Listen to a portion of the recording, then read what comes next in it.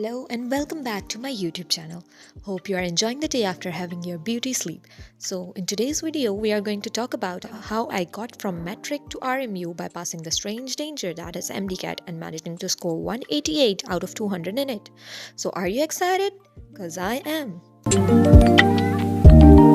So it's a long and hard-working journey which begins from a matric which I have done from Siddiq Public School in 2020.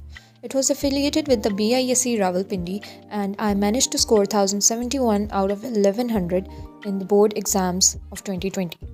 For completing my FSC, I joined Fauji Foundation College in New Lalazar, which was affiliated with Federal Board of Intermediate and Secondary Education, and I achieved 1057 out of 1100 in the board exams 2022.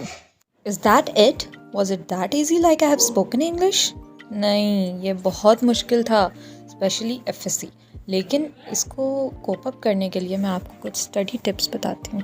Okay, so first thing is कि मैं जब थी तो मैं रोज़ approximately 3 hours पढ़ती थी. तो आपको अप्रॉक्सीमेटली 3 आवर्स डेली पढ़ना है, but except the college timing. ये नहीं कि कॉलेज टाइमिंग. तो मैं आती थी and then I would take some rest and उसके बाद मैं 3 आवर्स पढ़ती थी. तो 3 hours is more than enough, but the most important thing is to be consistent. कि अगर आप कंसिस्टेंटली 3 आवर्स पढ़ेंगे तो आई एम डैम श्योर कि आपका कोई ऐसा टॉपिक नहीं होगा जो आपको नहीं आता होगा by the end of the day till the exams. तो सबसे इम्पॉर्टेंट चीज़ है टू बी कंसिस्टेंट, और 3 आवर्स कम अज़ कम, at least 3 hours.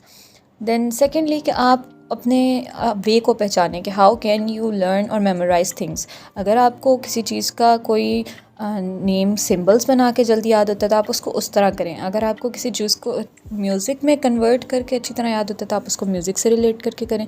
So that's up to you. ये आपकी सेल्फ एवेलुएशन है कि आपको क्या चीज़ किस तरह याद होती है. अगर आपको रिटन काम करके जल्दी याद होता है तो आप उसको प्रैक्टिस करें. सो ये बहुत इंपॉर्टेंट है. And FSC in first year आपको जो है फ़िज़िक्स मुश्किल लगेगी, एंड इन सेकंड ईयर आपको आपकी केमिस्ट्री बहुत मुश्किल लगेगी. लेकिन फॉर ऑर्गेनिक केमिस्ट्री मैं आपको ये टिप दूंगी कि आप उसको जितना अच्छा उसको स्टार्ट से उसकी बेसिस से करेंगे तो आपको ऑर्गेनिक केमिस्ट्री में कभी मसला नहीं होगा. अगर आपको उसकी बेसिस अच्छी तरह आ जाती हैं तो आई डोंट फील कि कोई ऐसा मेकनिज़म होगा जो आपको नहीं आता होगा. फ़र्स्ट ऑफ़ ऑल आपको ऑर्गेनिक केमिस्ट्री की बेसिस अच्छी तरह याद करनी है. याद क्या करनी है, वो आपको समझनी है कि उसको कैसे ऑर्गेनिक केमिस्ट्री में अगर कोई एल्केन है उसका फैमिली नेम कैसे है, और उसको अगर वो रिएक्शंस करता है तो कौन से रिएक्शंस करता है, और मैकेनिज़्म. अगर आप किसी एक रिएक्शन का जनरल रिएक्शन और उसका मैकेनिज़्म अच्छी तरह कर लेंगे तो फिर अगर उस तरह का कोई और रिएक्शन आता है तो आपको उसमें कोई प्रॉब्लम नहीं होगा. Specially for federal board students जिनके SLO बेस्ड पेपर्स होने हैं, तो उनको इस चीज़ को ख़ासा अच्छी तरह अंडरस्टैंड करने की ज़रूरत है कि आपको हर चीज़ अब उस तरह नहीं रट्टा वाइज नहीं आप कर सकते. तो आपको उसको मैकेनिज़म्स को स्पेशली बहुत अच्छी तरह समझने की ज़रूरत है. एंड थर्ड मोस्ट इम्पॉर्टेंट जो आपको करना चाहिए वो आपने अपना एनालिसिस करने के बाद आपने एक टेस्ट कोई ना कोई सॉल्व करना है. अगर आपके कॉलेज में कोई टेस्ट होते हैं तो वेल एंड गुड. अगर नहीं होते तो आप हर वीक के एंड पे आप अपना एनालिसिस के लिए एक छोटा सा शॉर्ट बुक टेस्ट जो आपने एक चैप्टर या आपने जो किया उसका आप एनालिसिस करें और उससे रिलेटेड MCQ सॉल्व करें. मैं आपको कहती हूँ आप FSC के साथ साथ तैयारी करें MDCAT की, तो आपकी कभी तैयारी ख़राब नहीं होगी. आप FSC का जो भी टॉपिक पढ़ते हैं आप MDCAT की बुक्स परचेज़ करके रख लें और उस टॉपिक से रिलेटेड जो MCQs हैं आप वो सॉल्व करें, तो आपका टॉपिक और अच्छी तरह हो जाएगा. And the last but not the least most important thing जिसका सबसे ज़्यादा पूछा जाता है कि अकेडमी. तो मैंने FSC में कोई अकेडमी ज्वाइन नहीं की, ना मैंने मैट्रिक में कोई अकेडमी ज्वाइन की है.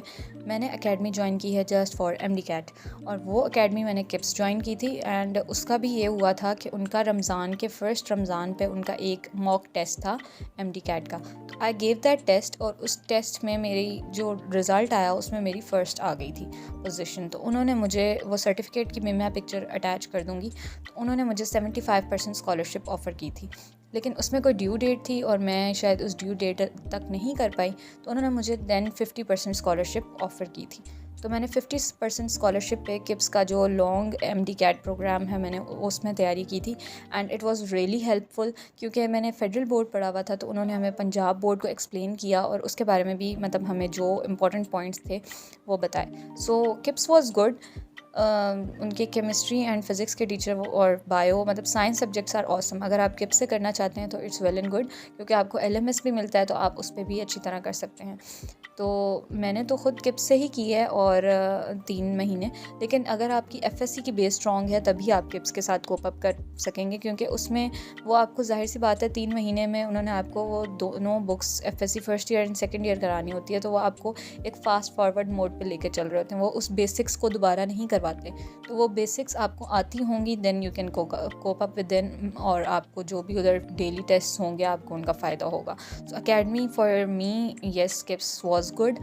और अगर आपकी FSC जिस तरह मैंने आपको बताया कि आप उस स्टडी टिप्स को फॉलो करते हैं, आपकी FSC इज़ गुड, तो आप MD कैट बहुत अच्छे से क्लियर कर लेंगे, क्योंकि MD कैट भी आपकी FSC से रिलेटेड ही आता है, कोई इतना वो डिफरेंट नहीं आता। और अगर आपने वो किप्स का भी किया हुआ है तो then it's really easy for you कि आप MD कैट अच्छी तरह से कर सकते हैं और उसको पास भी कर सकते हैं। So for today that's it. I am going to end my video, and अगर आपको मेरी वीडियो अच्छी लगी हो तो like, share and subscribe. Thank you so much.